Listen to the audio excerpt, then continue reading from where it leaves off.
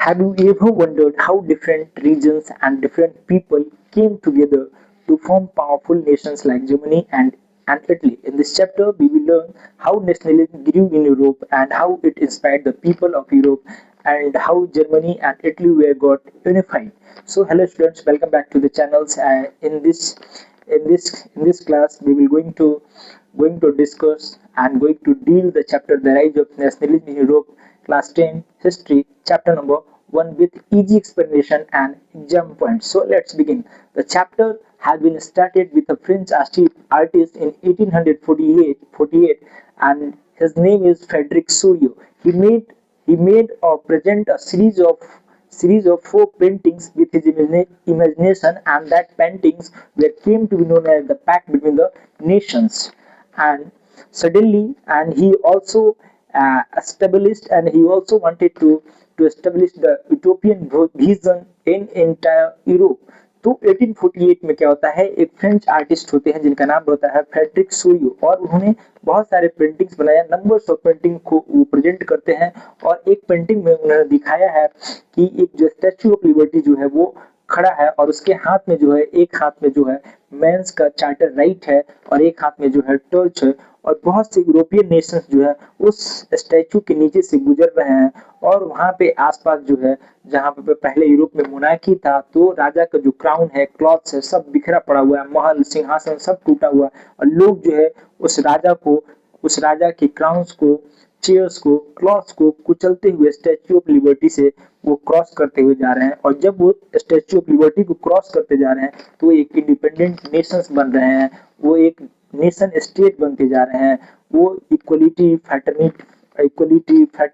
Brotherhood, इन सारी चीजों को एडॉप्ट करते जा रहे हैं। और ऊपर से गॉड जो है वो देख के ब्लेसिंग्स दे रहे हैं, और गॉड जो है वो काफी हैप्पी है। तो ये फ्रेंच आर्टिस्ट थे, इनका नाम फ्रेडरिक सोरियो। 1848 में यूटोपियन विजन, मतलब ऐसा ऐसा ये देश बनाना चाह रहे थे कि जो कि इंडिपेंडेंट हो, जो कि जिसका एक बाउंड्री हो, जिसका एक फ्लैग हो, जिसका एक नेशनल एंथम हो, जिसमें इक्वलिटी हो, जिसमें जो है लोगों के पास, कॉमन आदमी के पास राइट्स हो, पावर्स हो, वहां पे मोनार्की ना हो, ठीक है, वहां पे उनका एक अलग विजन हो, आइडिया हो, वो इंडिपेंडेंट हो। So he presented four paintings, number of series, and that painting is known as the pact between the nation. जो ये इन्होंने चार पेंटिंग बनाया उसको बोला जाता है the pact between the nation.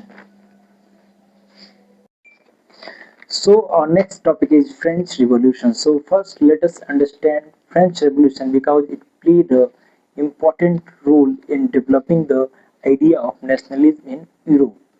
So before the French Revolution, France was ruled by a king. तो फ्रेंच रिवोल्यूशन के पहले फ्रांस पे जो था एक, मतलब वहां पे राजा का रूल था, किंग था, इट मींस वहां पे मोनार्की था। एंड उस समय जो फ्रांस की जो सोसाइटी थी, ठीक है, वो तीन स्टेट्स में डिवाइड थी। जो कि पहला स्टेट जो था वो था क्लर्की, दूसरा स्टेट जो था वो था नोबिलिटी, एंड तीसरा स्टेट जो था वो कॉमन पीपल। तो तीन कैटेगरी में जो है उसमें फ्रांस की सोसाइटी जो थी वो डिवाइड थी। फर्स्ट वन इज ए क्लर्की, दूसरा नोबिलिटी, और तीसरा जो है कॉमन पीपल। तो उस समय क्या था कि कॉमन पीपल जो लोग थे, ठीक है, जो आम आदमी था, उसको ज्यादा टैक्स देना पड़ता था in comparison to the nobility or clergy, in comparison to the nobility or clergy. So the common people had to pay more taxes while privileged classes enjoyed many benefits. और जो ये क्लर्गी और nobility थे, इन लोगों को बहुत सारी जो है छूट मिली, जिनको टैक्स नहीं देना पड़ता था, सोसाइटी में स्पेशल स्टेटस मिला हुआ था, अलग पोजीशंस इनको मिले हुए थे। तो बहुत सारी चीजें जो है इन इन जो अपर क्लास ऑफ सोसाइटी था इन लोगों को मिला हुआ था। और जो अपर क्लासेस को स्पेशल प्रिविलेज मिला हुआ था, कॉमन पीपल को नहीं मिला था। It creates a tension, it creates a anger between the common people and the upper class of the society of French. So in 1789 French revolution begin. और इन्हीं वजहों के चलते कि दोनों जो अपर क्लास और लोअर क्लास है दोनों में डिफरेंसेस थे। सो that's why in 1789 the French revolution begin. तो और 1789 में जो है फ्रांस रिवॉल्यूशन की शुरुआत होती है। और जो फ्रांस के जो लोग हैं, they started demanding equality, liberty, they started demanding equality, liberty and fraternity. So now we are going to see what changes occurs after the French Revolutions 1789। सो आप जब फ्रेंच रिवॉल्यूशन हो गया, फ्रेंच रिवॉल्यूशन की शुरुआत हुई, तो फ्रेंच रिवॉल्यूशन के बाद जो है हमें फ्रांस में जो चेंजेस देखने को मिले उसमें से पहला चेंज जो था वो पावर जो था वो मोनार्की से खत्म होकर जो आम जनता है उसके हाथों में जो है वो पावर आ जाती है। दूसरा चेंजेस हमें देखने को मिला फ्रांस में, वहां पे द आइडिया ऑफ ला पात्रे। तो ला पात्रे मतलब द फादरलैंड एंड ले सिटिजन का मतलब द सिटीजन। ले सिटिजन का मतलब होता है द सिटीजन। तो ला पात्रे द सिटीजन जैसे कॉन्सेप्ट जो है वहां पे धीरे धीरे जो है कम्युनिटी को यूनाइट करने का काम किए। ला पात्रे मतलब लोगों का कहने का मतलब था कि ये जो ला पात्रे मतलब ये जो देश जो है, ठीक है, ये जो हमारी देश जो है ये हमारी मातृभूमि है, मतलब ये हमारी पिता के समान है। हमारा देश जो है हमारी द फादरलैंड मतलब पिता के समान है। और द ले सिटीजन मतलब हम लोग जो है सिर्फ राजा के लिए हम लोग प्रजा नहीं है। We are not the age only subject for the kings. Okay, so हम लोग जो है हम इस देश के सिटीजन हैं, हम इस देश के नागरिक हैं। तो ला पात्रे और ले सिटीजन जैसे कॉन्सेप्ट जो है फ्रेंच रिवॉल्यूशन के बाद काफी चर्चा में है और इन्होंने लोगों को अपने देश से कनेक्ट करने का काम किया। फिर उसके बाद फ्रांस का जो है नया फ्लैग बना और जो पुराना झंडा था उसको चेंज किया गया। फ्रेंच लैंग्वेज जो है ऑफिशियल लैंग्वेज डिक्लेयर हुआ। French declare as the national language of a nation. New national anthem hymns बहुत फ्रांस के लिए नए नेशनल एंथम कंपोज किए गए, नए नए गाने फोक सॉन्ग्स इंट्रोड्यूस हुए। उसके बाद जो स्टेट्स जनरल था जो कि एक्टिव सिटीजन द्वारा इलेक्टेड होता था उसका नाम जो है स्टेट्स जनरल का नाम बदल के, ठीक है, इसको नेशनल असेंबली किया गया। इसके साथ जो internal custom duties and dues जो लोगों पे इम्पोज होते थे, इंटरनल कस्टम और ड्यूज, उनको एबॉलिश किया गया। तो इतने ये सारे जो चेंजेस जो हैं हमें फ्रांस रिवॉल्यूशन के बाद हमें देखने को मिले। जो पावर जो थी मोनार्की से आम लोगों के हाथ में आ गई। ला पात्रे ले सिटीजन जैसे कॉन्सेप्ट जो है उभर के सामने आए। फ्रांस के तिरंगे को बदला गया, नेशनल एंथम को बदला गया, फ्रेंच को नेशनल लैंग्वेज बनाया गया, इंटरनल कस्टम ड्यूटीज और ड्यूज को एबॉलिश किया गया। तो ये सारे बदलाव जो है हमें देखने को मिले। So our next topic is Napoleonic Code, and Napoleonic Code is also known as Civil Code of 1804. So after French Revolutions, after French Revolutions, democracy comes in France, and people were very happy because of democracy brings in France, and they enjoy a lot. But their enjoyment does not last for long. In 1799, a person enters in Nepal, and that person is known as Napoleon Bonaparte. तो after French revolution के बाद क्या आता है कि पूरे France में जो है डेमोक्रेसी हो जाता है। लोग उस डेमोक्रेसी को एंजॉय करते रहते हैं और लोग जो है काफी खुश थे डेमोक्रेसी की आ जाने से, क्योंकि बहुत सारे स्ट्रगल्स रिवॉल्यूशंस के बाद जो है डेमोक्रेसी जो है उनके कंट्री में आती है, लेकिन उनकी जो खुशी है ज्यादा दिनों तक नहीं चल पाती है। और इन 1799 में एक पर्सन जो है वो फ्रांस में एंटर करता है और वहां से डेमोक्रेसी को जो है वो खत्म कर देता है। और उस पर्सन का जो नाम होता है नेपोलियन बोनापार्ट। अब in 1804 Napoleon declared himself as the emperor and bring civil code of 1804।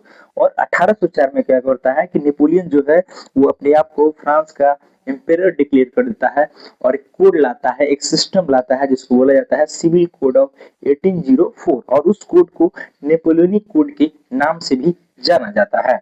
तो Napoleon declared himself as the emperor and bring civil code of 1804। So under this code of civil code of 1804, Napoleons do a lot of changes।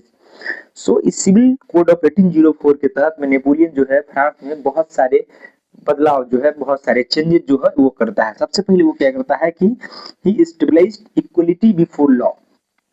वो लोगों को बताता है कि अब सभी लोग जो है कानून की नजर में सभी लोग इक्वल होंगे। दूसरा, secure the right to property, वो सभी को राइट टू प्रॉपर्टी जो एश्योर्ड करता है, सिक्योर करता है। तीसरा, ही एबलिश फ्यूडल सिस्टम, वो जो उस समय जो फ्रांस और आसपास के इलाके में जो फ्यूडल सिस्टम था उसको भी ये, ठीक है, खत्म कर देता है, फ्यूडल सिस्टम को खत्म कर देता है। ट्रांसपोर्टेशन और कम्युनिकेशन सिस्टम को उस समय वो और थोड़ा इम्प्रूव करता है ताकि जो है ट्रेड करने में थोड़ा सी आसानी हो। तो उस समय नेपोलियन जो है सिविल कोड ऑफ 1800 के तहत transportation and communication system improve to improve the trade. Okay, तो ट्रांसपोर्टेशन और कम्युनिकेशंस को इम्प्रूव करता है। उसके बाद स्टैंडर्डाइज्ड वेट्स एंड मेजर्स, और उस समय जो पूरे अलग अलग इलाके में अलग अलग मेजर्स थे, मतलब अलग अलग स्टैंडर्ड्स थे। कहीं पे 1 केजी का वैल्यू कहीं पे कुछ और था, कहीं पे 1 किलो का वैल्यू कुछ और था। तो इन सारे को स्टैंडर्डाइज्ड करता है और सभी को इक्वल मतलब वेट से मेजरमेंट को। साथ में बहुत जगह इस इलाके में दूसरा पैसा चल रहा है और दूसरे इलाके में दूसरा पैसा चल रहा है, क्योंकि उसमें तो कोई तो एक कंट्री था नहीं, कोई नेशन स्टेट नहीं था। तो एक इलाके में एक रीजन में कुछ दूसरा करेंसी, तो उसने कॉमन करेंसी भी इंट्रोड्यूस किया, वेट्स एंड मेजर्स को स्टैंडर्डाइज किया। साथ ही साथ उसने गिल्ड रिस्ट्रिक्शंस को भी वहां से रिमूव किया। तो ये सारे तो जो बहुत सारे ये तो अच्छे काम थे। लोग जो है जिसके सिविल कोड ऑफ 1804 को देख के काफी खुश हो गए। लोगों को लगा कि लोग इवन जो है फ्रांस के लोग इसे जो है बोलने लगे हार्बिंगर ऑफ डेमोक्रेसी। लोगों को लगा कि जो ये डेमोक्रेसी है ये यही लाएगा, हार्बिंगर ऑफ डेमोक्रेसी। इवन जो लोग थे वो नेपोलियन को हार्बिंगर ऑफ डेमोक्रेसी जो है हार्बिंगर ऑफ डेमोक्रेसी बोलने लगे। लेकिन लोगों को धीरे धीरे पता चल गया कि नेपोलियन जो है उनके लिए डेमोक्रेसी लाने के लिए नहीं, बल्कि नेपोलियन जो है वो अपने फायदे के लिए ये सारे काम कर रहा है और उसे जो है पूरे यूरोप का उसे एम्पायर बनना है और उसे पूरा यूरोप जो है कंकर्ड करना है। और धीरे धीरे लोग उसको बातों को समझ गए। अब हम देखेंगे कुछ ड्रॉबैक्स ऑफ नेपोलियन के क्या कुछ ड्रॉबैक्स थे civil code of 1804। So lack of political freedom, ठीक है। तो ड्रॉबैक्स में हम देख सकते हैं लैक ऑफ पॉलिटिकल फ्रीडम। उसने ये सारे चेंजेस किए, लेकिन साथ ही साथ उसने टैक्सेस को इंक्रीज कर दिया है, इंक्रीज टैक्सेस। उसके साथ साथ उसने मीडिया जो थी उस पर सेंसरशिप लगा दिया, मतलब उसके खिलाफ कोई कुछ बोल नहीं सकता था, कोई छाप नहीं सकता था, उसने सेंसरशिप लगा दिया। साथ ही साथ उसने क्या किया, क्योंकि उसे पूरे यूरोप पे कब्जा करना था, that's why he recruited the people in a more and more areas. तो उसने क्या किया, लोगों को जबरदस्ती जो है अपने सेना में भर्ती करना स्टार्ट किया ताकि जो उसकी आर्मी जो है वो और ज्यादा बढ़ सके। तो ये कुछ थे ड्रॉबैक्स, और हमें याद रखना है कि नेपोलियन कोड को ही हम लोग सिविल कोड ऑफ 1804 के नाम जानते हैं। ये जो इस कोड के तहत इतने सारे बदलाव किए गए थे, ठीक है। सो अब जो हमारा नेक्स्ट टॉपिक है वो टॉपिक है the aristocracy and new middle class. So at that time the Europe was divided into two types of people resides in Europe. At the time two categories of people who were resides in Europe, एक जो थे aristocrats and the second one is peasants। उस समय जो था Europe में जो है दो टाइप्स के पीपल जो है यूरोप में रहते थे, एक जो थे एरिस्टोक्रेट्स और दूसरे जो थे पीजेंट्स। सो एरिस्टोक्रेट्स वो लोग थे, ठीक है, they were wealthy people of society, मतलब उस समय जो अमीर लोग थे, ठीक है, वो लोग एरिस्टोक्रेट्स कहलाते थे। और उनके पास जो है जमीनें होती थी, शहरों में मकान होते थे, ठीक है, they own estates and town houses. उनके पास जमीनें होती थी और शहरों में मकान होते थे, on estates and town houses. They socially and politically powerful. जो एरिस्टोक्रेट्स थे वो सामाजिक रूप से और राजनीतिक रूप से वो लोग मजबूत व्यक्ति थे, ठीक है। और उनमें families connected by marriage ties. और जो एरिस्टोक्रेट्स थे, ठीक है, एरिस्टोक्रेट्स जो थे उनकी जो फैमिली थी वो आपस में मैरिज के थ्रू एक दूसरे से कनेक्टेड थे। मतलब जो अरिस्टोक्रेट था वो अपने घर की शादी, अपने बेटी की शादी, अपने बेटे की शादी जो है वो अरिस्टोक्रेट्स वाले व्यक्ति से ही करता था। मतलब वो पीजेंट्स वाले सेक्शंस ऑफ सोसाइटी से, ग्रुप के पीपल से वो अपने शादी को नहीं करता था। और ये अरिस्टोक्रेट्स आपस में कनेक्टेड थे।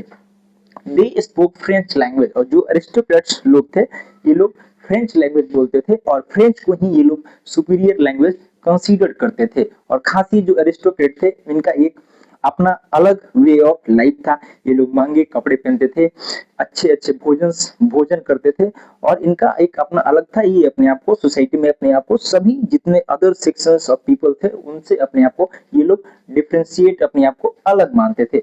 अब जो हम सोसाइटी के उसमें यूरोप का जो दूसरा ग्रुप था वो था पीजेंट्स। तो पीजेंट्स के बारे में देखते हैं। तो they were poor people of the society. उस समय जो गरीब तबका था यूरोप में वो पीजेंट था, वो किसान था। Not on any land, not on any land, मतलब ये जो पीजेंट्स थे इन लोगों के पास खुद की जमीनें जो है वो नहीं थी। और लेकिन despite being the majority they were not powerful because they were poor. और उस समय जो है पीजेंट्स की जो पॉपुलेशन तो जो संख्या जो थी यूरोप में उस समय ज्यादा थी in comparison to aristocrats, but ये लोग जो है गरीब थे, इसलिए ये लोग सोशली और पॉलिटिकली डिस्कार्डेड थे। मतलब सोशली और पॉलिटिकली इनका कोई भी आइडेंटिटी यूरोप के समाज में उस वक्त नहीं था। लेकिन धीरे धीरे मिड जो है 18th सेंचुरी में धीरे धीरे क्या हुआ कि यूरोप में जो है वो इंडस्ट्रियलाइजेशन होना स्टार्ट हुआ। और उस जब इंडस्ट्रियलाइजेशन जब धीरे धीरे यहाँ यूरोप जब इधर इस साइड में पहुंचा, इस एरिया में पहुंचा, तो उस इंडस्ट्रियलाइजेशन की वजह से धीरे धीरे एक नया क्लास जो है उभर के सामने आया, जिसको हम लोग बोलते हैं मिडिल क्लास, या इस मिडिल क्लास को हम लोग बोलते हैं वर्किंग क्लास। इस मिडिल क्लास को हम लोग वर्किंग क्लास भी बोलते हैं। तो इंडस्ट्रियलाइजेशन की वजह से एक नया क्लास हमें देखने को मिला जो कि है वर्किंग क्लास, या वर्किंग क्लास को ही हम लोग बोलते हैं मिडिल क्लास। सो दे वर neither very poor nor very rich. ये लोग तो ना ही ज्यादा अमीर थे और ना ही ज्यादा गरीब थे। और they were educated as they had gained some wealth. और ये लोग पढ़े लिखे थे तो थोड़े बहुत जो है धन संपत्ति, थोड़े बहुत पैसा जो है लोग कमा लिए थे। और मिडिल क्लास में कौन आता था? तो मिडिल क्लास में उस समय आते थे वहाँ के बिजनेसमैन, वहाँ के इंडस्ट्रियलिस्ट और other professionals, doctors, lawyers, nurses. तो ये लोग जो है अदर प्रोफेशनल्स, ये लोग इस मिडिल क्लास वर्किंग क्लास में आता है।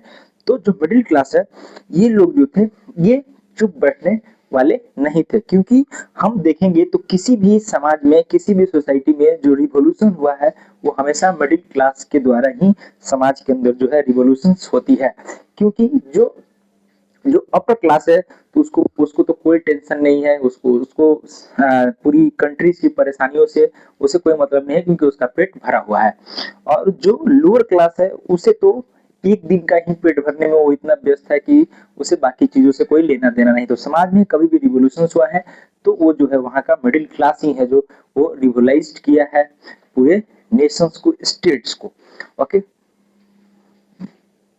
so our next topic is what the liberal nationalists stand for। so हमने देखा था कि इंडस्ट्रियलाइजेशन की वजह से एक न्यू क्लास जो है उभर के आया था जिसको हम बोलते थे मिडिल क्लास, और मिडिल क्लास को ही बोला जाता था वर्किंग क्लास। तो जब वर्किंग क्लास आया तो ये शांत बैठने वाला नहीं था, ये लोग आवाज उठाने लगे और ये लोग डिमांड करने लगे। जो मिडिल क्लास था ये लोग डिमांड करने लगे कि एंड ऑफ ऑटोक्रेसी रूल, कि जो ऑटोक्रेसी रूल जो है यूरोप में, जो फ्रांस में, वो एंड होना चाहिए। एवोल्यूशन ऑफ क्लरिकल प्रिविलेज, मतलब जो एवोल्यूशन ऑफ जो बर्थ के बेसिस पे जिनको स्पेशल स्टेटस सोसाइटी में या चर्चों में जिनको स्पेशल राइट्स मिले हुए हैं वो एंड होने चाहिए। और क्या कि कॉन्स्टिट्यूशन होना चाहिए, साथ ही साथ रिप्रेजेंटेटिव फॉर्म ऑफ गवर्नमेंट जो है होना चाहिए। It means the government are elected by the choice of the people, it was not elected by the some group of people or group of leaders। so they just demanding the we want representative form of government। and लेकिन इन सारे demand के अलावा in middle class में कमी ये रही कि ये लोग जो है ये सिर्फ अपने लिए डिमांड कर रहे थे, लेकिन और पॉलिटिकल राइट्स के लिए भी डिमांड कर रहे थे। लेकिन जो मेन विदाउट प्रॉपर्टी है, मतलब ऐसे मेन जिनके पास जो कि प्रॉपर्टी लेस है, मतलब जिनके पास कोई भी संपत्ति नहीं है, और वुमेन, इन दोनों के लिए ये लोग जो है डिमांड नहीं कर रहे थे। मतलब इन दोनों के लिए वोटिंग राइट्स के लिए मिडिल क्लास जो है वो आवाज नहीं उठा रहा था। पॉलिटिकल एक्सटेंशंस के लिए इनके बारे में मिडिल क्लास के द्वारा कोई भी बात नहीं हो रही थी, जिसकी वजह से जो वुमेन और मैन विदाउट प्रॉपर्टी वाले जितने भी मैन थे ये लोग जो है जगह जगह पे उस समय यूरोप में प्रोटेस्ट करने लगते हैं, वुमेन और मैन विदाउट प्रॉपर्टी। और उसी समय एक और प्रॉब्लम जो है हमें यूरोप में देखने को मिलता है जो कि 1833 में। तो 1833 में क्या होता है कि जो ट्रेड होता है यूरोप में उसमें काफी सारी परेशानियां देखने को मिलती है। कि सपोज अगर उस समय कोई ट्रेडर जो है उसको एक राज्य से दूसरे राज्य में जाना होता था तो उसमें अगर 11 स्टेट थे तो उन 11 स्टेट में से अगर ए स्टेट में से बी में जाना है, बी से सी, सी से डी में जाना है तो उनको हर स्टेट पे उसको 5% जो है टैक्स उसको देना पड़ता था, जिससे ट्रेडिंग जो है वो अफेक्ट हो रहा था और ट्रेडर भी परेशान थे ज्यादातर नंबर ऑफ ज्यादा टैक्सेस देने से। उसके साथ साथ उस समय यूरोप में जो है 1833 में 30 करेंसी चलती थी अलग अलग स्टेट्स में। तो जैसे 11 स्टेट्स हैं तो उन 11 स्टेट्स में अलग अलग करेंसी जो है 30 तरह की चलती थी। और अगर किसी ट्रेडर्स को इस स्टेट ए से स्टेट बी में जाना है तो फिर यहाँ करेंसी जो है फिर उस स्टेट में उसको एक्सचेंज कराना पड़ता था। इससे ट्रेड जो है काफी प्रभावित हो रहा था। तो इस साइड इन दो प्रॉब्लम्स, एक जो है करेंसीज और एक जो है करेंसीज को लेकर और एक जो है ट्रेड मतलब जो टैक्स लगता था 5% का टैक्स लगता था, 5% का जो टैक्स लगता था, 30 करेंसी चल रही थी। इन दोनों प्रॉब्लम को देखते हुए जो है कस्टम यूनियन ने एक जोल्बरीन फॉर्म किया, मतलब एक समिति बनाई और ये फॉर्म किया ताकि इन दोनों प्रॉब्लम को जो है हम रिजॉल्व कर सके। और जोल्बरीन जब बना तो जोल्बरीन के अंडर में बहुत सारे चेंजेस किए, जिसमें पहला चेंजेस है the union abolish tariff barrier. जो ये यूनियन बना जोल्बरीन, इसने क्या किया, ये टैरिफ बैरियर्स को हटा दिया, मतलब जो है अब 5% टैक्स जो है वो नहीं लगेगा। इसके बाद इट रिड्यूस द करेंसीज 32 जो पहले 30 करेंसी चलती थी, ठीक है, अब वो 30 से जो है वो 2 हो गई, ठीक है, अब ओनली 2 करेंसी जो है यूरोप में चलेंगी। इसने फिर जोल्बरीन के अंदर रेलवे नेटवर्क को प्रमोट किया गया ताकि जो है ट्रेड में और स्पीड आए और ट्रेड जो है अच्छे तरीके से हो। साथ ही साथ जो ट्रेड रिस्ट्रिक्शन, तो जोल्बरीन के फॉर्म हो जाने से ट्रेड रिस्ट्रिक्शन जो था वो पूरी तरह से जो है खत्म हो गया और उसके साथ जो इकोनॉमिक लिबरलाइजेशन जो है हमें ट्रेड में देखने को मिला। और मिडिल क्लास जो है इधर ये सारे डिमांड कर रहे थे कि हमें ये चाहिए। तो जो लिबरल वर्ड है, सो हम लोग यहाँ एक बार इस वर्ड को डील कर लेते हैं। तो जो लिबरल वर्ड है ये जो आया है ये लीबर वर्ड से आया है, ठीक है, ये आया है लीबर वर्ड से। और लीबर क्या है, एक लैटिन वर्ड है, ठीक है, लैटिन वर्ड है लीबर। सो लीबर एक लैटिन वर्ड है और इसका मतलब जो होता है फ्री, ठीक है। तो ठीक वैसे ही मिडिल क्लास ये लोग डिमांड कर रहे थे कि हमें एंड ऑफ ऑटोक्रेसी रूल चाहिए, ये सारी डिमांड थी। इधर हमने देखा साथ ही साथ ये प्रॉब्लम इधर यूरोप में थी, ठीक है। तो जो जोल्बरीन के आने से पूरी तरह से जो है यूरोप में इकोनॉमिक लिबरलाइजेशन जो है अब आ गया। सो हमारा नेक्स्ट टॉपिक है a new conservatism after 1815।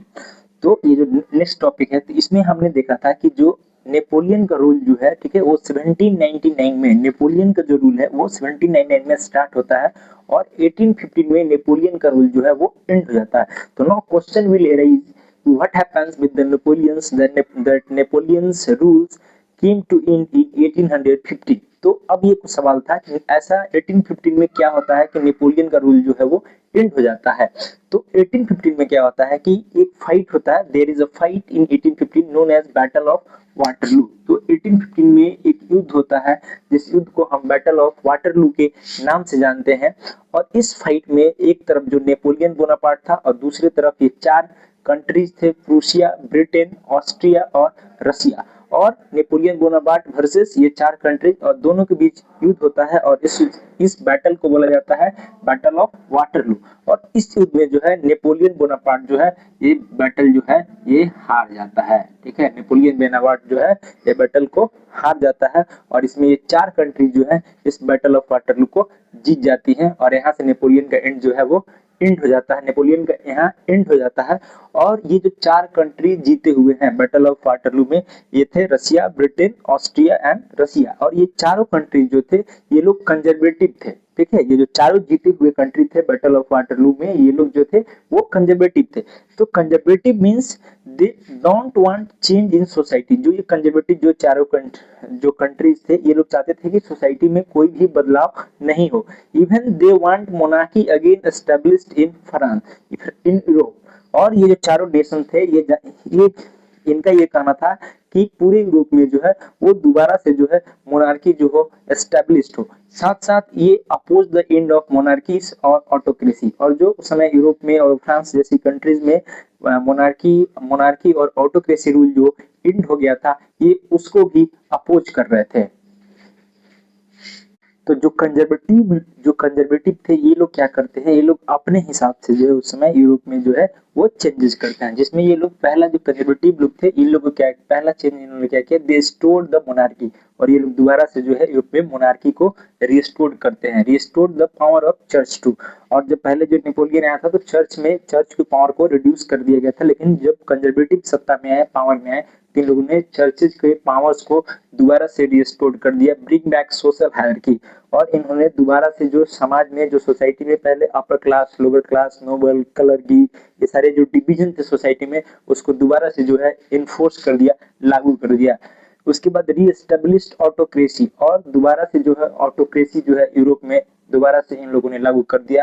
And साथ ही साथ इसके साथ इन्होंने अडॉप्टेड द सेंसरशिप, मतलब दोबारा से इनके खिलाफ भी जो है कोई भी नहीं लिख सकता है, कोई भी आवाज नहीं उठा सकता है। एंड ये सारे चेंजेस जो है जब कंजर्वेटिव पावर में आते हैं तो इतने सारे चेंजेस करते हैं। इसके अलावा जो कंजर्वेटिव थे, apart from this 4 nation signed A treaty, और इसके अलावा जो 4 नेशन जो है जो बैटल ऑफ वाटरलू में जीते हुए थे, इन लोगों ने क्या किया, चारों नेशन ने मिलके क्या किया, एक ट्रीटी साइन किया, जिस ट्रीटी को बोला जाता है ट्रीटी ऑफ वियना 1850। और इस ट्रीटी के साइन करने के बाद इस ट्रीटी को जो होस्ट कर रहे थे, ठीक है, वो थे ऑस्ट्रियन चांसलर ड्यूक मैटरनिच, ठीक है, मतलब इस ट्रीटी को लीड कर रहे थे जो थे ऑस्ट्रियन चांसलर ड्यूक मैटरनिच। और under this treaty many changes were made in Europe, और इस ट्रीटी के अंदर बहुत सारे चेंजेस जो है इन 4 नेशंस के द्वारा, जिसमें थी ब्रिटेन, ऑस्ट्रिया, रसिया और प्रूसिया, ये 4 नेशंस के द्वारा बहुत सारे चेंजेस जो है under the treaty of Vienna 1815, इस ट्रीटी के अंदर बहुत सारे चेंजेस हमें देखने को मिले, जिसमें पहला चेंज इन लोगों ने किया कि the Bourbon dynasty was restored to power in France. इन्होंने जो फ्रांस से बर्बन डायनेस्टी को हटा दिया गया था, दोबारा से जो है फ्रांस में बर्बन डायनेस्टी को रिस्टोर कर दिया गया, मतलब फ्रांस में जो है बर्बन डायनेस्टी जो है वो दोबारा से जो है वो सत्ता में आ जाती है, जो कि एक ऑटोक्रेटिक रूलिंग को जो दिखाती थी, रिप्रेजेंट करती थी। दूसरा चेंज इन लोगों ने किया कि series of states were set up along France borders, और इन लोगों ने क्या किया कि series of states were, France के जो बॉर्डर्स थे, फ्रांस का जो बाउंड्री था, बॉर्डर्स थे, इन लोगों ने बहुत सारे छोटे छोटे स्टेट्स को क्या किया, सेटअप किया, ताकि जो फ्रांस है इन फ्यूचर में जो है वो फ्यूचर एक्सपेंशन ना करे, मतलब अपने बॉर्डर को जो है आगे नहीं बढ़ा पाए, आगे टेरिटरीज को वो अपने कब्जे में ना ले, इसलिए फ्रांस के बॉर्डर पे इन्होंने छोटे छोटे स्टेट्स को क्या किया, बसा दिया। तीसरा चेंज क्या किया, Austria was given control of northern Italy, Austria को जो है नॉर्दर्न इटली पे कंट्रोल दे दिया गया। रसिया को पोलैंड का कुछ पार्ट जो है उसको दे दिया गया। Prussia was given new territories, और प्रूसिया को जो है कुछ इंपॉर्टेंट न्यू टेरिटरीज जो है उसके वेस्टर्न वेडर पे जो है प्रूसिया को दे दिया गया। मतलब ये लोग जो चारों नेशन थे ये आपस में कुछ कुछ पार्ट्स बांट लिए, मतलब चारों लोग ने अपने कंट्रोल को जो है पूरे यूरोप पे काबिज करने के लिए सोचा। और इसके साथ साथ जब ये कंजर्वेटिव सत्ता में आते हैं तो ये लोग उस समय क्या है, ये पूरी तरह से जो है यूरोप में ये लोग पावर में आ जाते हैं, और ये पूरी उस समय पे पावरफुल व्यक्ति हो जाते हैं, और जितने भी चेंजेस जो नेपोलियन के द्वारा किया गया था वो सारे चेंजेस को ये लोग हटा देते हैं, उसके चेंजेस को ये लोग अंडो कर देते हैं, मतलब उसके चेंजेस को पूरी तरह से खारिज कर देते हैं। बस नेपोलियन के द्वारा किए गए एक चेंजेस को ये लोग जो है उसको अनचेंज रहने देते हैं, जो कि था ये point number 6, the German confederation of 39 states set up by Napoleon remain unchanged. तो नेपोलियन जब आया था तो उसने क्या किया था, 39 स्टेट्स का एक कन्फेडरेशन बनाया था, तो उस कन्फेडरेशन को कंजर्वेटिव जो लोग रहते हैं उसको वैसे ही रहने देते हैं, और बाकी जो है उस समय पे पूरे नेपोलियन द्वारा किए गए सारे कामों को ये लोग चेंज कर देते हैं, और उस समय ये सबसे पावरफुल होते हैं, और उस समय सोसाइटी में उनकी मतलब बोलबाला, ये लोग इनकी बोलबाला ही रहती है, और ये लोग सबसे पावरफुल व्यक्ति रहते हैं, इनके सामने कोई नहीं बोलते हैं, ठीक है। So our next topic is the revolutionaries. तो हमारा जो अगला टॉपिक है वो है रिवोल्यूशनरीज। तो जब कंजर्वेटिव जो होते हैं जब वो पावर में आ जाते हैं तो उसके बाद जो लिबरल नेशनलिज्म लोग थे, मतलब जो लिबर्टी चाहते थे, जो मोनार्की का अपोज करते थे, जो ऑटोक्रेसी रूल का जो अपोज करते थे, तो ये लोग जो है कंजर्वेटिव से ये लोग मतलब खुश नहीं थे। They are not happy with the conservatives came into power, so they just try to find out what are the ways in which they can tackle and they can just fight with the conservative. So ये क्या करते हैं कि ये लोग underground हो जाते हैं, जो लिबरल नेशनलिज्म लोग जो है, जो क्रांतिकारी लोग जो होते हैं वो अंडरग्राउंड हो जाते हैं, और अंडरग्राउंड होकर के बहुत सारे जो है सेक्रेट सोसाइटीज बनाना स्टार्ट करते हैं, क्योंकि ये लोग जो है वो कंजर्वेटिव से डायरेक्टली ओपनली जो है वो लड़ नहीं सकते थे, क्योंकि कंजर्वेटिव जो थे उसमें पावर में थे और काफी वो लोग मतलब आक्रामक भी थे। तो उससे उस समय जो है लिबरल नेशनलिस्ट को कंजर्वेटिव से डायरेक्टली आमने सामने लड़ना जो है वो पॉसिबल नहीं दिख रहा था। इसलिए जो लिबरल नेशनलिस्ट के लोग थे ये लोग अंडरग्राउंड हो जाते हैं और अंडरग्राउंड होकर के सीक्रेट सोसाइटीज बनाते हैं और प्लानिंग करते हैं कि कैसे जो है कंजर्वेटिव से टैकल किया जाएगा, कैसे उनसे लड़ा जाएगा। तो इसी कड़ी में, इसी क्रम में एक जो फेमस रिवोल्यूशनरीज हुए, ठीक है, जो कि बहुत फेमस हुए, वो थे जिनका नाम था, वो था गुसेप्पी मैजनी, ठीक है। तो इनका नाम था Giuseppe Mazzini. He was an Italian revolutionary. ये जो इटली के जो है एक क्रांतिकारी थे और इनका जन्म जो है born in जिनेवा इन 1807, 1807 में इनका जन्म हुआ। एंड इन्होंने दो सेक्रेट सोसाइटी जो है उस समय जो यूरोप में बनाई। ही फाउंडेड टू अंडरग्राउंड सोसाइटीज। पहला जो है यंग इटली इन मार्शलीज और दूसरा जो इन्होंने सोसाइटीज बनाया था यंग यूरोप इन बर्ने।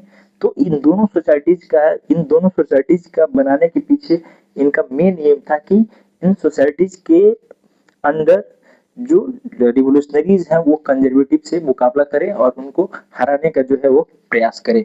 लेकिन as a young age of 24 he was sent into exile in 1831। लेकिन एक बार जो रिवोल्यूशनरी एक्टिविटीज कर रहे थे कंजर्वेटिव के अगेंस्ट, तो इनको जो है 20 उस समय ये मात्र 24 इयर्स के थे, तो इनको पकड़ लिया जाता है और इनको एक्साइल 1831 में इनको एक्साइल भेज दिया जाता है। एक्साइल वर्ड का हिंदी मतलब होता है दोस्तों देश निकाला, ठीक है, देश निकाला। तो इनको 1831 में एक्साइल कर दिया जाता है।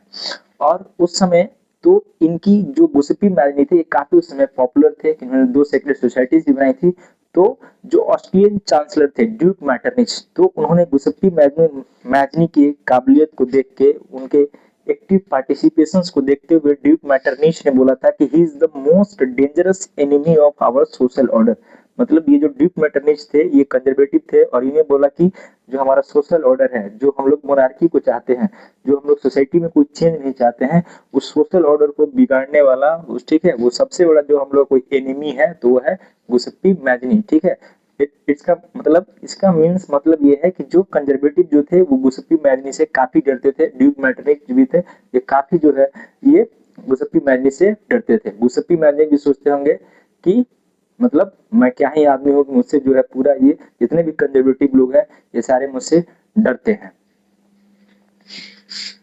So our next topic is the age of revolution from 1813 to 1848, ठीक है। तो जो ये टाइम पीरियड है 1813 से 1848 को, इस टाइम पीरियड को बोला जाता है द एज ऑफ रिवॉल्यूशंस। और इस जो टाइम पीरियड है 1813 से लेके 1848 के बीच में, तो इस टाइम पीरियड को बोला जाता है द एज ऑफ रिवॉल्यूशन। और इस टाइम के दौरान 1830 से 1848 के बीच में हमें तीन रिवॉल्यूशन जो है यूरोप में देखने को मिले। पहला रिवॉल्यूशन जो है वो फ्रांस में देखने को मिला, दूसरा रिवॉल्यूशन हमें बेल्जियम में देखने को मिला और तीसरा रिवॉल्यूशन जो है हमें ग्रीस रिवॉल्यूशंस देखने को मिला। तीनों रिवॉल्यूशंस को we are just going to deal each and every revolution one by one.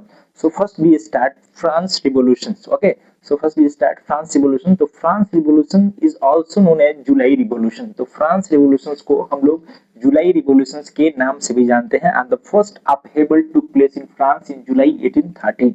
तो जो पहला टकराव जो हुआ था, ठीक है, जो फ्रांस में जो लिबरल नेशनलिस्ट जो प्रोटेस्ट कर रहे थे, तो उनका जो पहला टकराव, जो पहला कन्फ्रंटेशन जो हुआ था, ठीक है, कंजर्वेटिव के साथ, वो जुलाई में हुआ था 1813 में। That's why it is also known as July revolutions. And जब ये टकराव हुआ, कन्फ्रंटेशन हुआ, उस टकराव का, उस अपहेबल का रिजल्ट क्या निकल के आया कि जब ये टकराव हुआ फ्रांस में, तो the Bourbon dynasty restored to power by conservatives in 1815 were now overthrown by liberal nationalism. और हमें याद होगा जहां तक कि जब कंजर्वेटिव पावर में आए थे तो उन्होंने फ्रांस में दोबारा से बर्बन डायनेस्टी को वहां पे मतलब रिस्टोर कर दिया था, मतलब दोबारा से बर्बन डायनेस्टी को पावर दे दिया था। लेकिन जब फ्रांस में रिवॉल्यूशन हुआ, तो जब जुलाई रिवॉल्यूशन हुआ, उस जुलाई रिवॉल्यूशन में उस बर्बन डायनेस्टी को फिर से हटा दिया गया, ठीक है, बर्बन डायनेस्टी को लिबरल नेशनलिस्ट के द्वारा हटा दिया गया। उसके साथ साथ लिबरल नेशनलिस्ट थे, उन्होंने फ्रांस में दोबारा से, ठीक है, वहां पे कॉन्स्टिट्यूशनल मोनार्की को जो है वहां पे एस्टैब्लिश किया। मतलब जो liberal Muslim established constitutional monarchy in France, और Louis Philippe became constitutional monarch, और लुइस फिलिप जो है वो पहला जो है कॉन्स्टिट्यूशनल मोनार्क बने। Constitutional monarchy means the form of government in which the head of the royal family is the head of the nation, but the head of the royal family takes the decisions by the constitutions. It cannot govern by himself what comes in your mind, what comes in her mind, and they can take the decision as per their wishes.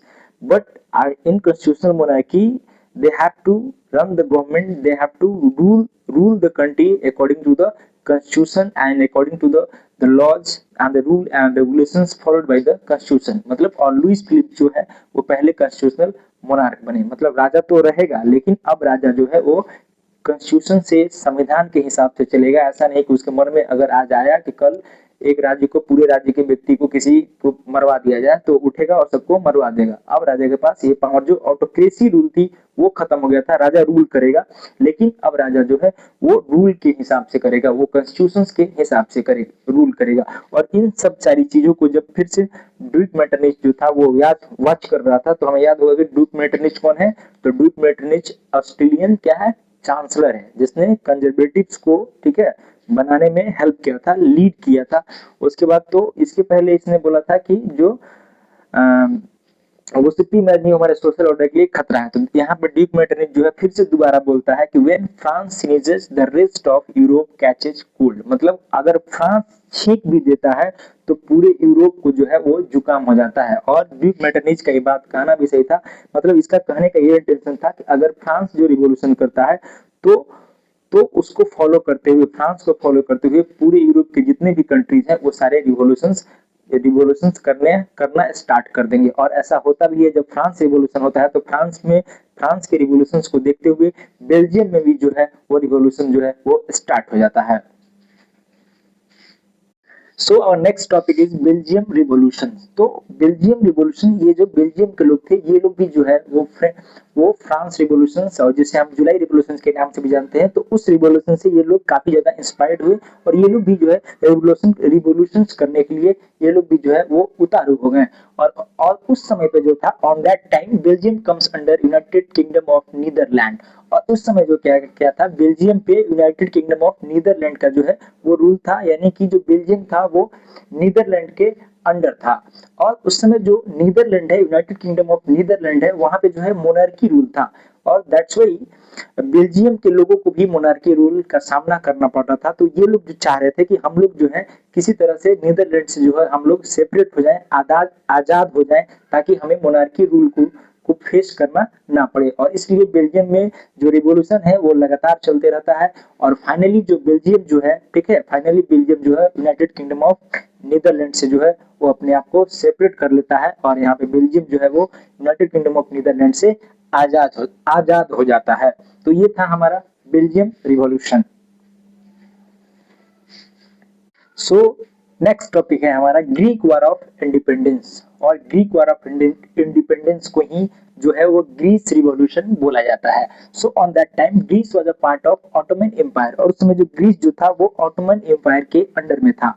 और जो ये Greece के जो लोग होते हैं ये लोग भी चाहते हैं कि हमें भी जो है अपना एक अलग नेशन स्टेट बनाना है, और इसलिए ये लोग भी जो है वो रिवॉल्यूशन करना स्टार्ट करते हैं। The Greece began their struggle for freedom in 1821, और ग्रीस के जो लोग होते हैं वो भी अपना स्ट्रगल करना 1821 में शुरुआत कर देते हैं। लेकिन ग्रीस जो था इस रिवॉल्यूशन में अकेले लड़ाई नहीं लड़ रहा था, ग्रीस जो था इस रिवॉल्यूशन में अकेला नहीं था, क्योंकि जो वेस्ट यूरोपियंस पीपल थे, जो वेस्ट यूरोप के जो लोग थे, उनका भी ऐसा मानना था कि ग्रीस को जो है वो इंडिपेंडेंट होना चाहिए। तो इस लड़ाई में जो है ग्रीस के साथ साथ वहां ग्रीस के नेशनलिस्ट, मतलब जो ग्रीस के लोग साथ में थे ही, ग्रीस के लोग भी साथ में थे, साथ में जो वेस्ट यूरोपियंस मतलब यूरोपियंस भी इस ग्रीस पीपल का साथ दे रहे थे, और साथ ही साथ पोएट्स, आर्टिस्ट और पब्लिक सपोर्ट, मतलब Greece nationalist plus European and plus poets, artist and public support, इन तीनों लोग जो है इस स्ट्रगल को सफल बनाने में लगातार दिन रात जो है वो काम कर रहे थे, और इनकी जो मेहनत जो है वो रंग भी लाई। Finally the treaty of Constantinople of 1831 recognize Greece was an independent nation. और इस ट्रीटी के अंदर, ठीक है, ट्रीटी ऑफ कॉन्स्टेंटिनोपल ऑफ 1832 के अंदर जो है वो फाइनली जो है ग्रीस एक अलग इंडिपेंडेंट नेशन बन जाता है। और इसके बाद जो है वार का सिलसिला जो है वो यहीं पे खत्म हो जाता है। हमारा जो नेक्स्ट टॉपिक है वो है the romantic imagination and national feeling. So our topic is the romantic imagination and national feeling. तो नेशनलिज्म तो हमने पहले भी पढ़ा था कि नेशनलिज्म का मतलब क्या होता है। Nationalism is the feeling of love and loyalty towards their own country is known as nationalism. तो जो टॉपिक है हमारा रोमांटिसिज्म, तो यहाँ रोमांटिक का मतलब जो है हमें दूसरा कुछ नहीं सोचना है। रोमांटिसिज्म मतलब यहाँ पे हम दूसरा कुछ समझेंगे।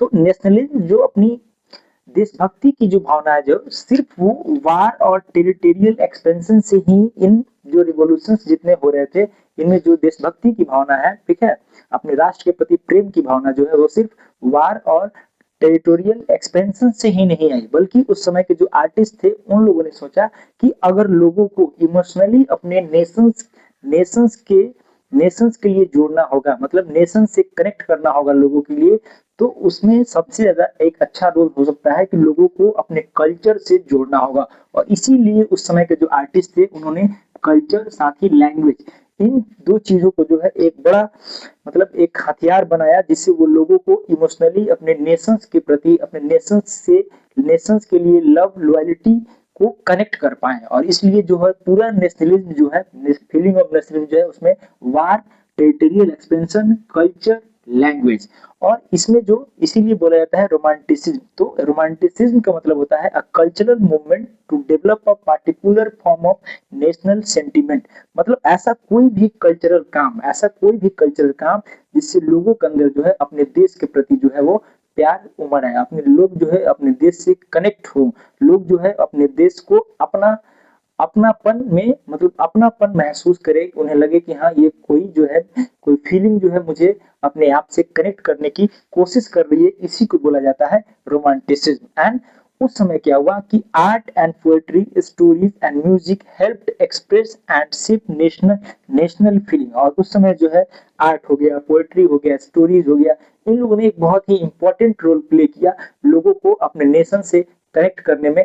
तो romanticism also played a very significant role to connect the people of the entire nations or entire regions to develop a sentiments or to develop a love and loyalty towards their own nation and having a connection of love towards their country, which boosts them to stand in support of their nation, and they are just fighting for the nations more deeply and they are connected more deeply with their nation. तो हमारा next topic है hunger, hardship and popular revolt. तो 1813 में क्या होता है, this time period brings great economic hardship were experienced in Europe. पूरे Europe में जो है वो मंदी छा जाती है, मतलब आर्थिक स्थिति जो है पूरे यूरोप की जो है वो मतलब गड़बड़ हो जाती है। धीरे धीरे मतलब व्यापार जो है वो ठप होने लगते हैं, लोगों के पास काम नहीं था। तो इसका रीजन जो था, जो इकोनॉमिक हार्डशिप हमको 1830s में यूरोप में देखने को मिले, उसका मेन रीजन ये था कि पॉपुलेशन जो है वो लगातार बढ़ रहा था, लेकिन जिस हिसाब से, जिस रेशियो से पॉपुलेशन इंक्रीज हो रहा था, उस रेशियो से जो है वहां पे एम्प्लॉयमेंट अपॉर्चुनिटी जो है वो डेवलप नहीं हो पा रही थी। इट मींस पॉपुलेशन राइज हो रहा था और population rise of population, but unemployment जो है ये भी बढ़ रहा था। पॉपुलेशन राइज हो रहा था तो अनएम्प्लॉयमेंट भी बढ़ रहा था। अब जब अनएम्प्लॉयमेंट बढ़ेगा तो लोग क्या करेंगे, जो गांव से जो रूरल एरिया है वहां से लोग क्या करेंगे, अर्बन एरिया की तरफ मूव करेंगे, मतलब शहरों की तरफ मूव करेंगे। और क्योंकि शहरों में जो है काम जो है ज्यादा होते हैं एज कम्पेयर टू विलेज, तो लोग जो क्या करेंगे, पॉपुलेशन बढ़ा तो अनएम्प्लॉयमेंट बढ़ा तो लोग जो है वो शहरों की तरफ भागे, मतलब शहरों की तरफ मूव किए, मतलब शहरों की तरफ गए, ठीक है। Rural people migrated to city and they created slums, मतलब जब ये लोग शहरों में जाएंगे तो ऐसा नहीं कि शहर के लिए माल रखा हुआ है, बड़े बड़े बिल्डिंग है जाके उसमें आराम से रहेंगे, तो शहरों में जाएंगे तो ये लोग झुग्गी झोपड़िया जो है वहाँ स्लम्स एरिया जो है ज्यादा क्रिएट होने लगे शहरों में। और साथ ही साथ दूसरा प्रॉब्लम ये भी था कि उस साल जो है मतलब 1830 में जो है उसमें फसलें जो है बहुत ज्यादा खराब हुई थी, बैड हार्वेस्ट हुआ था, ठीक है। और उसकी वजह से जब फसलें अच्छी नहीं होती तो फूड प्राइसेस के दाम जो है वो काफी, मतलब जो ब्रेड की, जो ब्रेड था, ठीक है, मतलब जो चावल दाल गेहूं आटा, इन सारी चीजों की जो प्राइसेस जो है वो काफी ज्यादा हाई हो गई थी। So the year 1848 was one such year when the population of Paris took to the street. तो 1848 में क्या होता है, जो फ्रांस का जो कैपिटल है पेरिस, वहां में पेरिस के जो लोग जो है वो सड़कों पर आते हैं और वो लोग जो है मतलब रिवोल्ट करने लगते हैं बढ़ती हुई महंगाई के खिलाफ। और इसको जब देख के है तो जो राजा जो है उस समय, उसमें जो पेरिस का जो किंग था वो इन इन रिवोल्यूशनरीज को देख के घबरा जाता है और वो जो है वो वहां से भाग जाता है। और उस समय जो पेरिस का जो राजा था वो था लुइस फिलिप। और इसको जब भाग जाता है तब ये क्वेश्चन उठता है कि अब जो है वो फ्रांस पे यानी पेरिस पे जो है अब जो है रूल कौन करेगा, क्योंकि राजा तो है वो भाग गया। तब इस सब को देखते हुए वहां पे एक नेशनल असेंबली फॉर्म होती है, national assembly proclaim France as a republic. एक नेशनल असेंबली फॉर्म होती है और वो नेशनल असेंबली डिक्लेयर करती है कि फ्रांस जो है अब रिपब्लिक है, मतलब गणतंत्र है, मतलब अब इसमें यहाँ मोनार्की नहीं है, लोग जो है अब यहाँ पे ऑटोक्रेसी रूल नहीं है, लोग जो है वो फ्री हैं। और granted voting rights to all adult males above 21। और जो नेशनल असेंबली फॉर्म होती है राजा के भाग जाने के बाद, ये सभी को वोटिंग राइट्स का अधिकार देती है जो 21 ईयर्स के हो चुके हैं। साथ ही साथ ये it also the national assembly also granted right to work, मतलब इसका कहना था कि अब जो है वो सभी लोगों के पास जो है वो अब जो है काम होगा। तो ये सारी चीजें जो है नेशनल असेंबली करती है। हमारा नेक्स्ट टॉपिक है सिलीसिया रिवोल्ट ऑफ 1845। तो उस समय जो सिलीसिया जो था, ठीक है, सिलीसिया पोलैंड का एक पार्ट था, एक रीजन था, ठीक है। तो उस समय क्या होता है कि जो वीवर्स होते हैं, मतलब जो बुनकर, जो वीवर्स जो काम करते हैं, बुनने के जो काम करते हैं, जो कपड़े का जो व्यापार करते हैं, ठीक है, और कॉन्ट्रैक्टर्स, ठीक है, जो मतलब ठेकेदार हैं, वीवर्स और कॉन्ट्रैक्टर्स के बीच में जो है हमें इस रिवोल्ट देखने को मिला, दोनों के बीच में झड़प हो गई। क्योंकि उस समय हमने देखा कि फेसिंग इकोनॉमिक, मतलब इकोनॉमिक हार्डशिप चल रहा था।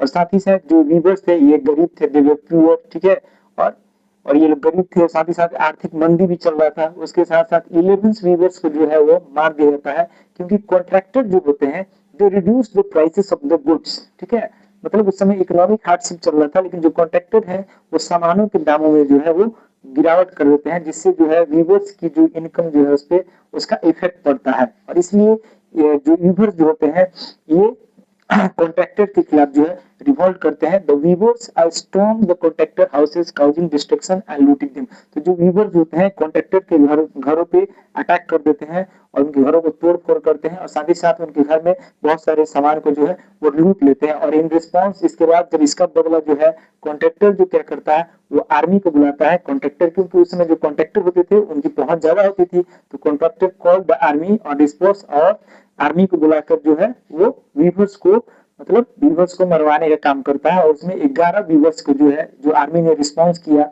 उसमें 11 वीवर्स की जो है वो मौत हो जाती है। तो ये था हमारा सिलीसिया रिवोल्ट ऑफ 1845। और इस पूरे रिवोल्ट को, सिलीसिया रिवोल्ट ऑफ 1845 को एक जर्नलिस्ट है जिनका नाम है विल्हेल्म वुल्फ, ठीक है, जिनका नाम है विल्हेल्म वुल्फ।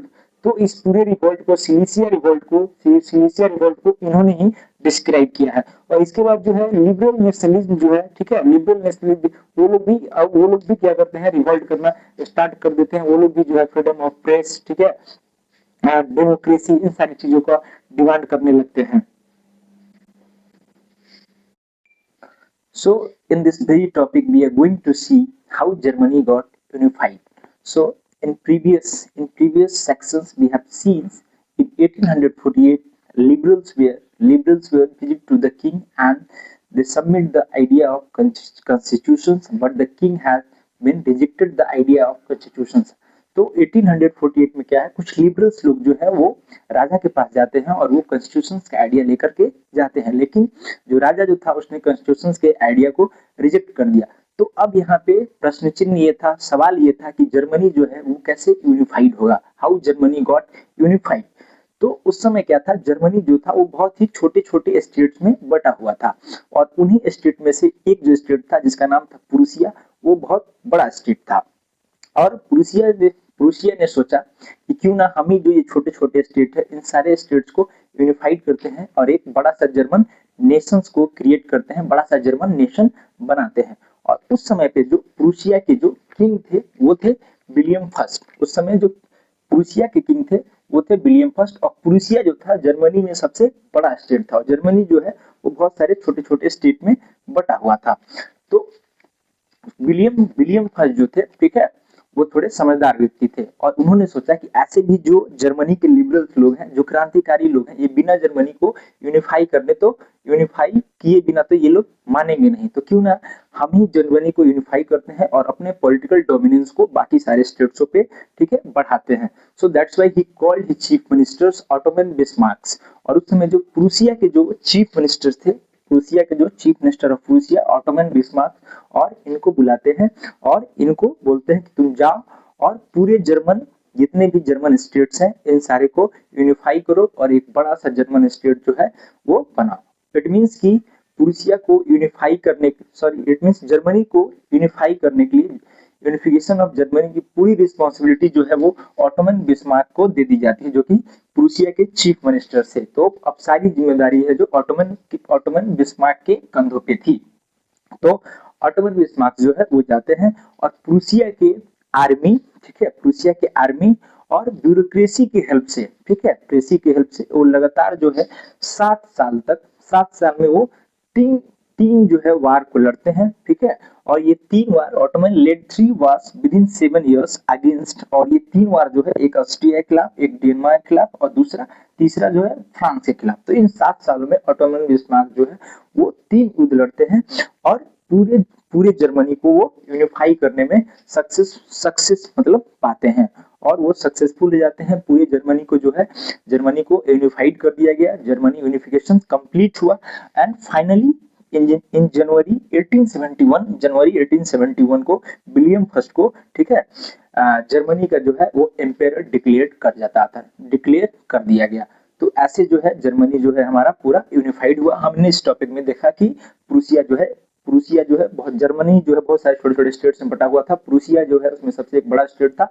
तो he take the responsibility and he just placed himself in front of the all the nations, and he tried to just build up the Germany as the unified states, and he just and on that time the William I was the king of the Prussia, and the Ottoman Bismarck was the chief minister of Prussia, and the William I, the king of Prussia, gave the responsibility to Ottoman Bismarck to unify the entire Germany, and Ottoman Bismarck led this movement, and he just led 3 movements against Austria, Denmark, and France in 7 years, and in finally January 1871, Germany will be got unified, and the William I will be declared as the Emperor of Germany.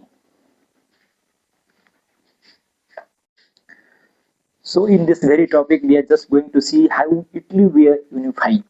तो अब हम देखने जा रहे हैं कि Italy का unification process जो है कैसे हुआ। तो उस समय पे क्या था कि on that time Italy was divided into 7 state. उस समय पे जो था इटली जो है वो 7 छोटे छोटे राज्यों में जो है वो बटा हुआ था, और सिरमेनिया पिडमोंट एकमात्र ऐसा स्टेट था, ठीक है, इन 7 स्टेट में से सिरमेनिया पिडमोंट एक ऐसा स्टेट था जो कि इटली प्रिंसेस हाउस के कंट्रोल में था।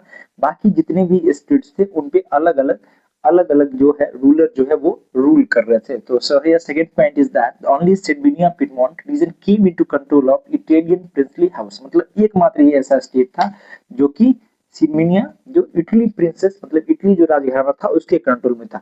बाकी जितने और इटली के अलग अलग रीजन थे उन पे अलग अलग पावर जो है वो रूल कर रही थी।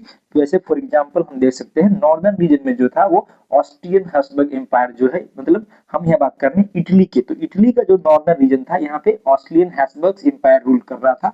जो इटली का सेंट्रल रीजन था वहां पे जो है वो पॉप रूल कर रहा था, ठीक है, जो इटली का सेंट्रल रीजन है वहां पे पॉप रूल कर रहा था। और जो इटली का सॉर्दर्न रीजन है यहाँ पे बर्बन किंग ऑफ स्पेन जो है वो इसका रूल यहाँ पे था। मतलब 7 स्टेट्स में से एकमात्र जो सिरमेनिया पिडमोंट है उस पे ही बस इटली के प्रिंसली हाउसेस का कंट्रोल था। बाकी सारे अलग 6 स्टेट्स पे अलग अलग पावर जो है वो रूल कर रही थी। सो इटली के डिफरेंट रीजन्स पे, सॉर्दर्न रीजन्स पे, नॉर्दर्न रीजन्स पे और सेंट्रल रीजन्स पे अलग अलग जो है अलग अलग पावर्स का कंट्रोल था। लेकिन जो सिर्फ एक सिरमेनिया पिडमोंट था उस पे जो है इटालियन प्रिंसली स्टेट के कंट्रोल में था। तो हमने देखा कि सारी जगह पे अलग अलग, कहीं पे पॉप रूल कर रहे हैं, कहीं पे एडम्स हैम्बर्ग रूल कर रहे हैं। तो जो हमने पढ़ा था पहले की वीडियो में, देखा था कि जो एक गुस्पी मैग्ने थे, इटालियन रिवोल्यूशनरी थे, तो he come and he said that I will unify the Italy. और वो आते हैं और बोलते हैं कि मैं जो है पूरे इटली को यूनिफाई करूंगा। बट अफसोस जो गुस्पी मैग्नी है वो इटली को यूनिफाई करने में फेल हो जाते हैं। तब उस समय जो सिडमिनिया पिडमोंट के का जो राजा था, किंग जो था, तो उस समय सिडमिनिया पिडमोंट का किंग जो था वो था विक्टर इमैनुअल सेकंड। ठीक है, उस समय सिडमिनिया पिडमोंट का जो किंग था वो था Victor Emmanuel second, and he takes the whole responsibility and he is going to unify the Italy. अब वो बोला कि मैं जो है पूरे इटली को यूनिफाई करेगा। That's why he called his on the time the chief minister of Sardinia Piedmont Count Cavour. So उस समय जो है सिडमिनिया पिडमोंट का CM of Sardinia Piedmont Count Cavour, उस समय जो है सिडमिनिया पिडमोंट का जो चीफ मिनिस्टर था वो था काउंट केवर। और उसको जो है इमैनुअल, ठीक है, इमैनुअल सेकंड जो है उसको काउंट केवर को बुलाता है, and he given given given him a task to go and make a strategy, make alliances, whatever you want to do, and just to unify the Italy. So Kever CM CM Count Kever led the unification movement by forming a strategic alliance with France and defeated Austrian forces in 1859.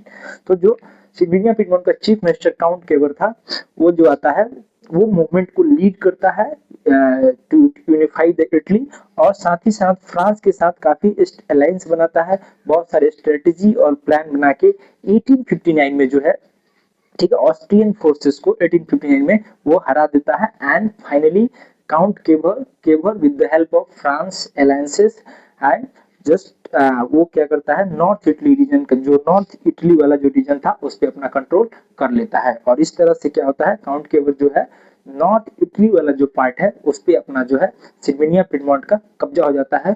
और अब जो है north Italy part जो है वो सिडमिनिया Piedmont के control में आ जाता है। और अब बचा साउथ वाला रीजन। तो साउथ वाले रीजन्स को जीतने के लिए जो काउंट केवर था, ठीक है, जो कि इटली का जो कि सीएम था, तो उसे सपोर्ट मिलता है, काउंट केवर्स को सपोर्ट मिलता है गुस्पी गरिबाल्डी का। तो काउंट केवर को सपोर्ट मिलता है गुस्सी गरिबाल्डी का, ताकि वो साउथ रीजन्स को अपने कंट्रोल में ले सके। और 1860 में वो बहुत मतलब एक लार्ज आर्मी के साथ, बहुत बड़ी सेना के साथ जो है, ठीक है, और बहुत सारे वहाँ के जो वॉलंटियर्स थे वो भी थे, वो लोग मार्च करते हैं साउदर्न रीजन्स में, जो कि वहाँ पे जो है स्पेनिश रूलर्स जो है इटली के साउदर्न रीजन में रूल कर रहे थे। और वहाँ पे काउंट केवर और गुस्पी गरिबाल्डी दोनों साथ मिलके जाते हैं अपने सेना के साथ, और वहाँ पे स्पेनिश रूलर्स जो था 1860 में उसको वहाँ से उखाड़ फेंकते हैं, उसको वहाँ से ओवरथ्रोन कर देते हैं। और इटली के साउदर्न रीजन पे भी जो है वो इटालियन प्रिंसली हाउस का कंट्रोल जो है हो जाता है। तो हमने देखा कि नॉर्थ इटली पे भी कंट्रोल हो गया इटालियन प्रिंसली हाउस का। अब साउदर्न रीजन पे भी गुस्पी गरिबाल्डी की मदद से जो सिडमिनिया पिडमोंट है उसका कंट्रोल हो गया। अब जो बचा सेंटर वाला रीजन, तो सेंटर वाले रीजन पे पॉप का कंट्रोल था। तो सेंटर वाले रीजन पे पॉप का कंट्रोल था, तो पॉप वाले सोचते हैं कि अब तो जो इटली का नॉर्दर्न पार्ट है वो भी, उस पे भी जो है काउंट केवर और विक्टर इमैनुअल सेकंड ने कब्जा कर लिया, साउथ वाले रीजन पे भी कब्जा कर लिया। तो ऐसे भी ये लोग डर जाते हैं कि दोनों साइड पे कब्जा हो गया, अब हम ही बचे लोग, तो ये लोग खुद अपने आप जो है वो सरेंडर कर देते हैं, और finally in year 1861 Italy unified completely. और इन 1861 इटली जो है वो यूनिफाइड हो जाता है 1861 में, और Victor Emmanuel second become king of Italy. और विक्टर इमैनुअल सेकंड जो है वो इटली का उसे किंग बना दिया जाता है, किंग घोषित कर दिया जाता है। तो ये था मेकिंग ऑफ इटली। इसमें विक्टर इमैनुअल सेकंड और काउंट केवर और गुस्पी गरिबाल्डी, इन तीनों लोगों का जो है, मतलब इन तीनों लोगों का काफी ही three of them played a very significant role to unify the whole Italy, which was earlier divided into 7 states, and there is only one state, Sardinia Piedmont, which comes under the control of princely House Cantel, and the Emmanuel Victor II, Count Keber, and Giuseppe Garibaldi played a key role to unify the Italy in 1861. Thank you.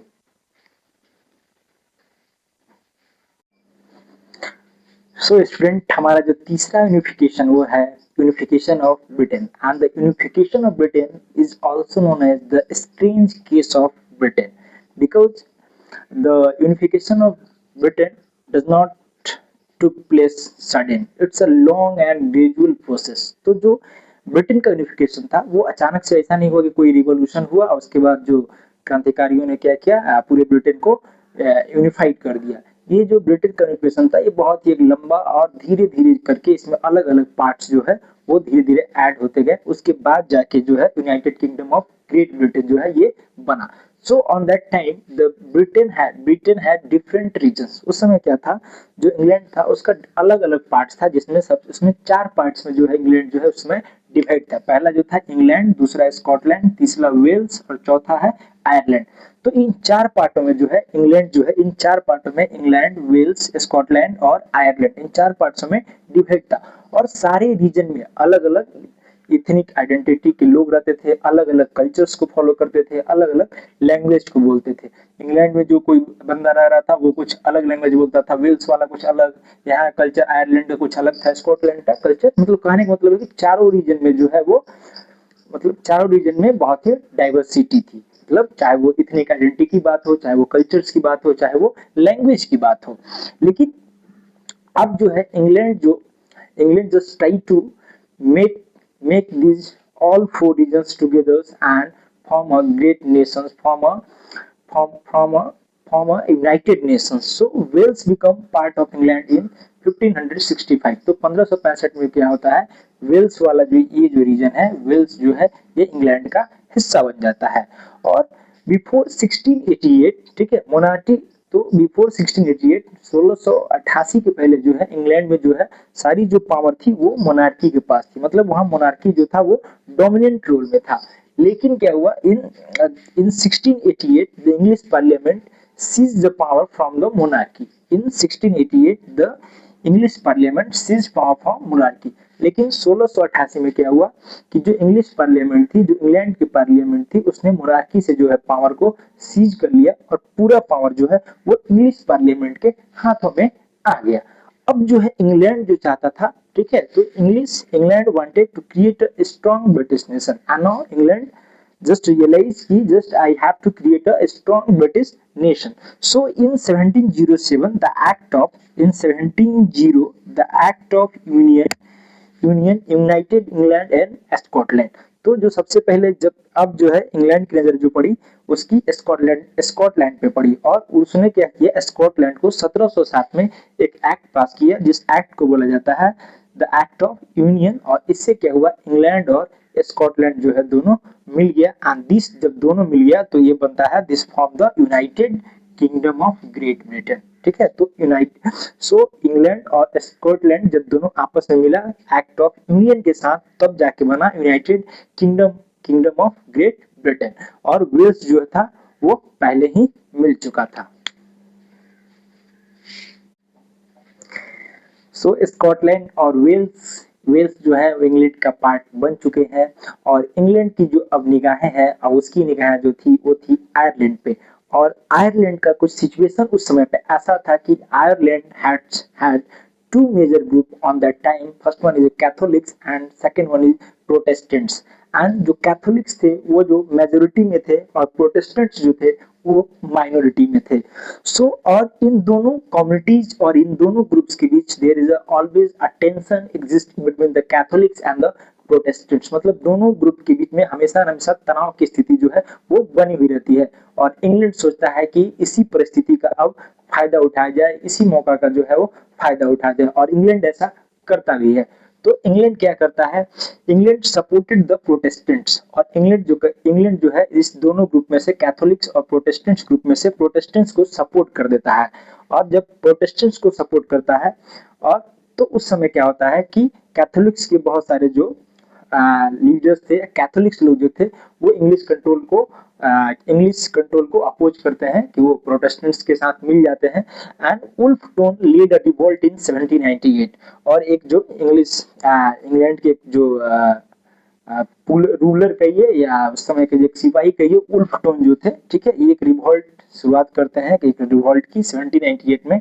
और finally in 1801 Ireland was forcibly included in the United kingdom. और उसके बाद जब Protestants को ये लोग support करते हैं तो ऐसे ही बस करके और 1801 में ये लोग जबरदस्ती जो है आयरलैंड को जो है ये लोग इंग्लैंड में जो है शामिल कर लेते हैं। और इस तरह जो है आयरलैंड भी जो है वो इंग्लैंड का हिस्सा बन जाता है। So students, we are at the last topic of this chapter, and the last topic of this chapter is visualizing the nations. So in this topics, तो जो 18th और 19th सेंचुरी में जो यूरोप के आर्टिस्ट थे, तो उन्होंने सोचा कि क्यों ना जो नेशंस है इसको विजुअलाइज किया जाए, इसको पर्सोनिफाइड किया जाए, मतलब नेशन का पर्सोनिफिकेशन किया जाए। अगर इसको हम एग्जांपल के थ्रू समझे तो अगर हम इंडिया के एग्जांपल ले तो इंडिया में इंडिया को किससे रिप्रेजेंट किया जाता है? तो इंडिया को हम लोग भारत माता से रिप्रेजेंट करते हैं। हम जब भी अपने देश के बारे में सोचते हैं तो हमें भारत माता की याद आती है। हम सभी सोचते हैं कि हम सभी जितने भी कंट्रीज के मेंबर हैं, जितने भी इस देश के लोग हैं, सभी क्या हैं? हम सभी भारत माता के सुपुत्र हैं, सभी भारत माता के बेटे हैं। तो हमें अपने क्या होता है, एक देशभक्ति की भावना, ठीक है, नेशनलिज्म की भावना, एक देशभक्ति की भावना, एक पैट्रियोटिज्म की फीलिंग जो है हमें हमारे कंट्री के प्रति जो है वो आती है। और हम अपने कंट्री से जो है डीपली रूटेड और कनेक्टेड हो पाते हैं। तो ये जो फीमेल फिगर है, जो ये भारत माता है, ये क्या करती हैं? It plays a major role or significant role to unify all the people of this country in a single chain। ये हमारे देश के सारे लोगों को एक धागे में क्या करती है? बांधने का काम करती है और रियलाइज कराती है कि हम सभी लोग जो हैं वो एक हैं और हम सबकी भारत माता जो है ये हम सबकी रक्षा करेंगी और हम इनके अंडर हैं, हम इनके छाया में हैं, हम इनके द्वारा गए बताए गए रास्ते, इनके द्वारा पर्सोनिफाइड किए गए आइडियाज को लेकर जो है हम आगे बढ़ेंगे और अपने देश को और आगे बढ़ाएंगे। So in this same manners the artist of the Europe also wanted to visualize the nation through the female figures, and the female figures is known as allegories। Okay, so in the same different female figures एलोगोरीज, तो different जो female figures बनाए जाते हैं उनको बोला जाता है एलोगोरीज। तो यूरोप के आर्टिस्ट ने भी सोचा कि हम लोग भी फीमेल फिगर्स बनाते हैं और इससे जो यूरोप के लोग हैं उससे कनेक्ट कर पाएंगे और उनसे जो नेशनलिज्म की फीलिंग जो है वो और दुगनी होगी और वो लोग अपने आप को कनेक्टेड फील करेंगे।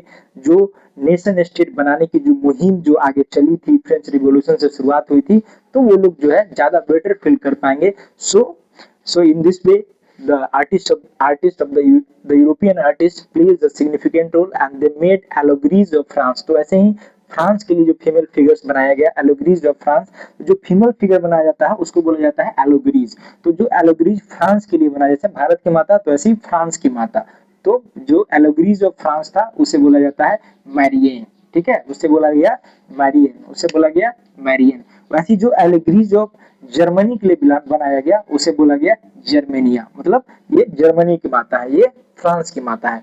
सो in this way nations were visualized in Europe. So our topic end here, and in this chapter to conclude this chapter, हमने इस चैप्टर में देखा कि कैसे जो है नेशनलिज्म जो है यूरोप में जो है धीरे धीरे स्प्रेड हुआ और नेशनलिज्म जो है इट प्लेज अ सिग्निफिकेंट और major role to establish equality, fraternity and brotherhood among the whole Europe। And the most takeaway of this modern European nationalism, it shaped the modern Europe in both positive and negative ways।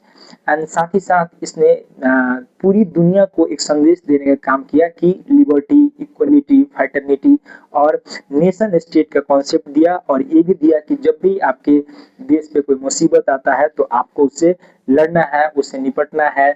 इन्होंने बहुत सारी यातनाएं झेली, बहुत सारी परेशानियां झेला, लेकिन कभी भी इन नेशंस ने अपने आप को हारते हुए नहीं पाया। ये हमेशा स्ट्रगल करते रहे और ये जितने भी इनके डाउनफॉल हुए, लेकिन अप्स एंड डाउन्स इनके नेशन पे आए, लेकिन इन लोगों ने मजबूती से काम लिया और पूरे यूरोप में जो है वो नेशन स्टेट्स बनाने का काम किया। जहां पहले राजाओं का रूल था, जहां पे कोई एक नेशंस नहीं था, जहां पे किसी एक नेशंस के स्पेसिफिक लैंग्वेज नहीं थे, कल्चर नहीं थी, इतनी आइडेंटिटी नहीं थी, अब जाके इन रिवॉल्यूशंस के बाद, फ्रेंच रिवॉल्यूशंस के बाद और नेशनलिज्म का आइडिया जो है वो फैलने के बाद अब सारे देश जो है वो लगभग इंडिपेंडेंट हो चुके थे। सबकी अपनी इथनिक आइडेंटिटी थी, सबके अपने कल्चर्स थे, सबके अपने लैंग्वेज थे, सबके अपने नेशनल बाउंड्रीज थी, सबकी अपनी फीमेल एलेगोरीज थी और सभी लोग एक दूसरे से अपने अपने नेशन से कनेक्टेड फील करते थे। सो अब हमारा चैप्टर जो है ये यहीं पे समाप्त होता है। और if if this explanation make you understand the chapter, please like the video and subscribe to the channel and stay connected for the next lesson. Thank you for watching.